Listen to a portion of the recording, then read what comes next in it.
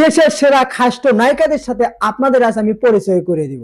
ভাই তুই নায়িকাদের মাঝে নষ্ট করে দিস না। না না, আমাকে গাছ কাটতে থেকে পারবে না, তুই যা। সো ভিডিওটি শেষ পর্যন্ত দেখতে হবে। দিস ইজ লাগান ভাই।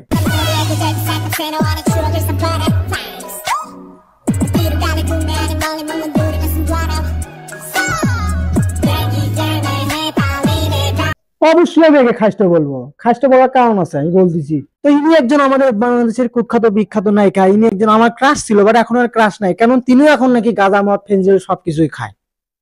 আমি প্রমাণ সহকারেই দেখাবো রে ভাই, প্রমাণ সহকারে আমি দেখাবো। তো ইনি মদ গাঁজা ফেঞ্জিলে সবকিছুই খায়, এমন টেকার বিনিময়ে নাকি হুমকি ধামকি দিয়ে নাকি সে তদন্ত বন্ধ করে দিছে। কারণ আমার লিস্টে সে একজন খাষ্ট নায়িকা। দেখছেন অবস্থাটা, দেখছেন মানে সবকিছুই বড় বড়, মানে এরা কিছু কিছু সবকিছুই বড় কৃষক বানায়, জানেন?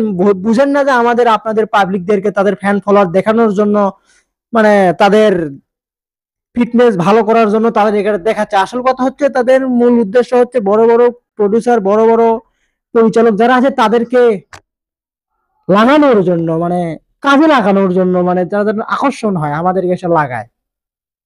আরে ভাই, কাজে লাগানোর কথা করছি আমি। হ্যাঁ, ইনু আমার লিস্টে আছে খাষ্ট নায়িকা। সো নেক্সট,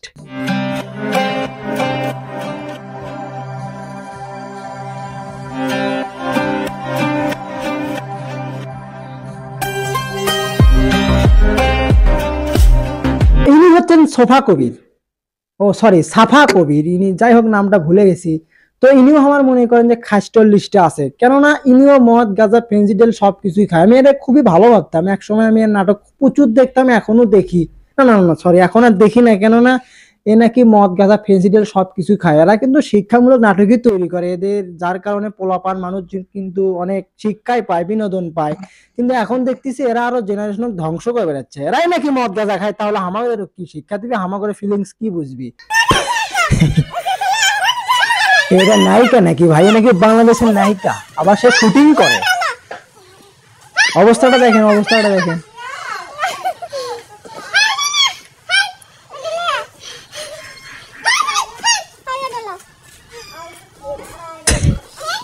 আমি গ্রামে বাস করি, গ্রামের একটা কথা আছে, মানে গ্রামের প্রচলনে একটা কথা আছে, ভাষাটা আমি ইউজ করতে চাচ্ছি না, কিন্তু এনার মতো নায়িকাকে দেখে আমার গর্ববোধ হচ্ছে। আমি গর্ববতী হয়ে গেছি, কারণ এনার যে ফিটনেস, ওনার যে চেহারা, ওনার যে দেহ, ওনার যে মানে বডি ফিটনেস, ফিগার সবকিছু দেখে কয়েকটা কথা আমার মনে আসতেছে। সেটা হচ্ছে কি, আমাদের গ্রামের ভাষায় বলে এটা, আর ভাষাটা হচ্ছে পোয়াতি পোয়াতি পোয়াতি।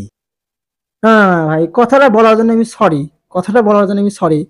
যাই হোক, পোয়াতি দেখেছেন আপনারা? সেই পোয়াতির মানে কয় বছরের জানি বাচ্চা হয়েছে, 2-3টা বাচ্চা হয়েছে অলরেডি, এখনো মনে হবে। অবস্থাটা দেখেন আপনি, কেমনি ভাই কেমনি যায়। এর থেকে দেখেছি আমার জেলার বগুড়ার হিরো আলম আছে না, হিরো আলমের বউ আছে না, এর থেকে অনেক সুন্দর আছে, অনেক ভালো আছে। সো আমি আশা করি নেক্সট টাইমে হিরো আলমের বউকে দৃষ্টি আকর্ষণ করেছি, তাকে নিয়ে সিনেমা বানান বা নাটক তৈরি করেন বা মিউজিক ভিডিও তৈরি করেন, সমস্যা নাই।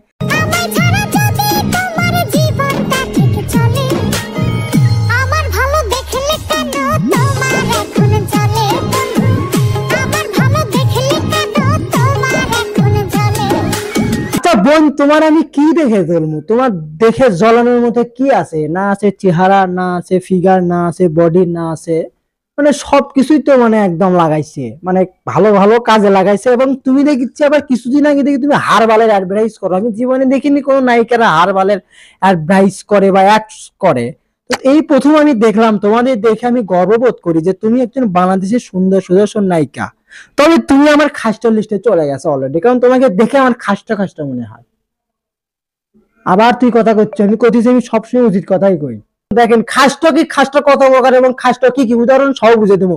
সাথে কিন্তু খাস্ট নায়ককে ম্যাচকে দেখাবো, আমাদের বাংলাদেশের সেরা খাস্ট নায়ক এবং নায়িকাদের আমি দেখাচ্ছি, কিন্তু এরপরে নায়ককে দেখাবো। তবে সবাই না, একটা তবে আমার কাছে মানে টপ লেভেলের খাস্ট। ওকে, দেখে আসি। ডিভোর্স নরমালাইজড হয়েছে, লিভ টুগেদারও নরমালাইজড হচ্ছে এবং হবে ইনশাআল্লাহ। নাউজুবিল্লাহ মিন যালিক। এগুলো দেশত কি হচ্ছে ভাই? মানে আজকালকার মানে ই নাকি 1 বছর মনে করেন যে বিয়ে ছাড়াই মানে রাত কাটাছে, তাকে নাকি লাগাছে। কাজে লাগানোর কথা করছি আমি, তাকে ভালো কাজেই লাগাছে, তবে রাতে।